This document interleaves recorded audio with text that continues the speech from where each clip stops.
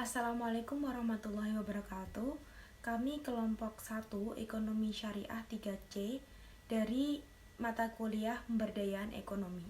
Perkenalkan, nama saya Sahira Yuni Hafiza, nomor induk mahasiswa 12402193128. Di sini akan membahas tentang kemiskinan. Yang pertama, di sini saya akan menjelaskan tentang kemiskinan atau pengertian kemiskinan. Jadi, kemiskinan ini merupakan suatu masalah kompleks yang berhubungan dengan berbagai aspek kehidupan manusia. Menurut BPS atau Badan Pusat Statistik, BPS ini atau Badan Pusat Statistik itu mendefinisikan kemiskinan sebagai suatu kondisi yang dialami oleh seseorang yang memiliki pengeluaran per kapita per bulan itu tidak cukup untuk memenuhi kebutuhan standar minimum. Kebutuhan standar minimum ini digambarkan oleh garis kemiskinan. Kemiskinan dipandang sebagai suatu ketidakmampuan masyarakat di bidang ekonomi untuk memenuhi kebutuhan makanan. Jadi, penduduk miskin itu merupakan penduduk yang memiliki rata-rata pengeluaran per kapita per bulan itu di bawah garis kemiskinan. Ada beberapa pengertian dari beberapa para ahli. Ini contohnya dari Bapak Suparlan pada tahun 1984.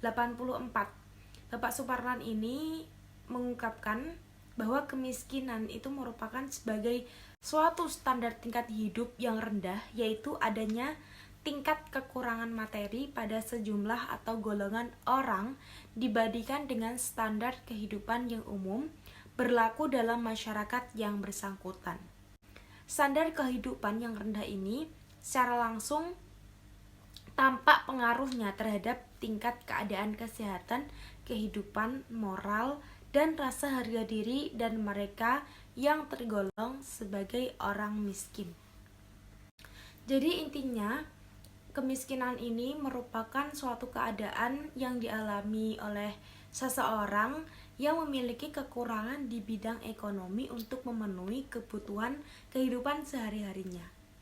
Untuk yang selanjutnya akan dibahas oleh teman saya. Untuk selanjutnya, kemiskinan di pedesaan dan perkotaan. Menurut Sen 1985 dalam HJJ 2010, kemiskinan adalah kegagalan untuk berfungsinya beberapa kapabilitas dasar, atau dengan perkataan lain, seseorang dikatakan miskin jika kekurangan kesempatan untuk mencapai atau mendapatkan kapabilitas dasar ini. Ciri-ciri yang melekat pada penduduk miskin yaitu yang pertama, pendapatan masih rendah atau tidak berpendapatan. Yang kedua, tidak memiliki pekerjaan tetap. Yang ketiga, pendidikan rendah bahkan tidak berpendidikan. Yang keempat, tidak memiliki tempat tinggal. Yang kelima, tidak terpenuhinya standar gizi minimal. Faktor penghambat dalam melakukan pengentasan kemiskinan antara lain yang pertama, kebijakan-kebijakan yang telah dibuat oleh pemerintah baik di tingkat pusat sampai desa banyak yang belum dilakukan secara menyeluruh. Dari segi masyarakat, masih banyak yang belum mempunyai kesadaran akan potensi sumber daya wilayah yang mereka punyai. Yang ketiga, dalam sektor pendidikan, sarana-prasarana yang berhubungan dengan proses belajar mengajar jauh dari standar pendidikan. Yang keempat, untuk bidang kesehatan, jumlah tenaga kesehatan masih kurang terpenuhi. Kemiskinan di pedesaan. Kemiskinan menjadi perhatian utama pembangunan yang direncanakan pemerintah selama beberapa dekade. Bahkan bisa dikatakan bahwa muara besar dari perencanaan pembangunan hingga abad ke-21 ini masih berkutat pada pengentasan dan penanggulangan kemiskinan. Kemiskinan di perkotaan. Kemiskinan menurut SAK dalam Amir 2007 ditandai atau tidak dimilikinya yang pertama, human capital atau kesehatan, pendidikan, dan nutrisi yang baik. Dua, business capital. Yang ketiga, infrastruktur, jalan, listrik, air bersih, sanitasi, perlindungan lingkungan, dan sarana publik lainnya. Yang keempat, natural capital. Yang kelima, public institutional capital, administrasi publik yang dikelola dengan baik, sistem pengadilan yang bersih dan posisi yang baik. Dan yang keenam, knowledge capital, modal ilmu pengetahuan. Assalamualaikum warahmatullahi wabarakatuh. Di sini saya Selvina Aziza akan melanjutkan materi tentang konsep kemiskinan di perkotaan. Pemberdayaan kemiskinan di perkotaan pada saat ini dapat dilakukan dengan upaya mengoptimalkan modal sosial pada level mikro kelompok terkecil dalam masyarakat, seperti pada keluarga, tetangga, kelompok pengajian, sehingga terbentuknya jaringan-jaringan sosial baru antara masyarakat miskin, baik dalam hal pendidikan, kesehatan, ekonomi, dan berbagai sektor kehidupan yang lainnya. Pola pemberdayaan modal sosial pada keluarga miskin di perkotaan. Dalam konteks pemberdayaan harus dilakukan oleh semua anggota komunitas dari semua lapisan masyarakat secara bersama-sama dan secara konsisten dan berkesinambungan. Hal ini dilakukan karena persoalan keluarga miskin di perkotaan berkaitan sangat erat dengan budaya kemiskinan yang juga dipengaruhi melemahnya modal sosial komunitas, di mana nilai dan norma dalam komunitas mempunyai pengaruh langsung yang cukup kuat terhadap pembentukan sikap dan perilaku warga miskin di perkotaan. David Cox membagi kemiskinan menjadi beberapa dimensi. Maka potret kemiskinan di perkotaan dapat dilihat melalui yang pertama, kemiskinan diakibatkan oleh globalisasi, yang kedua, kemiskinan yang berkaitan dengan pembangunan, yang ketiga, kemiskinan sosial, yang keempat, kemiskinan konsekuensial. Secara teoristis, sesungguhnya ada dua faktor yang membuat penduduk miskin di kota senantiasa untuk bertahan dari waktu ke waktu untuk melewati tekanan kemiskinan dan situasi yang krisis ini. Yang pertama, karena penduduk miskin memiliki kemampuan survival yang sangat liat untuk menghadapi tantangan, dan karenanya senantiasa mampu survive dari tekanan sekeras apapun. Yang kedua, karena penduduk miskin memiliki kohesi sosial dan dukungan dari kelompoknya yang berfungsi sebagai asuransi sosial atau jaring pengaman.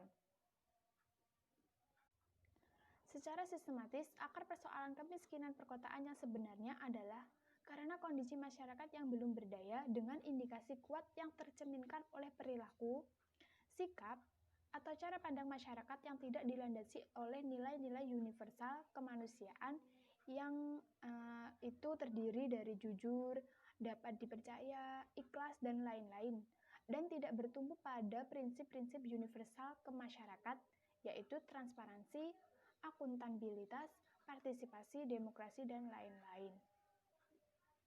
Baik, itu tadi adalah materi dari saya. Sekian, terima kasih. Proses kemiskinan kota. Kemiskinan merupakan persoalan yang sudah biasa di suatu negara. Dan kemiskinan tidak hanya berkaitan dan diukur dengan masalah rendahnya tingkat pendapatan ataupun konsumsi, melainkan juga bisa disebabkan oleh masalah rendahnya kesehatan ataupun tingkat pendidikan.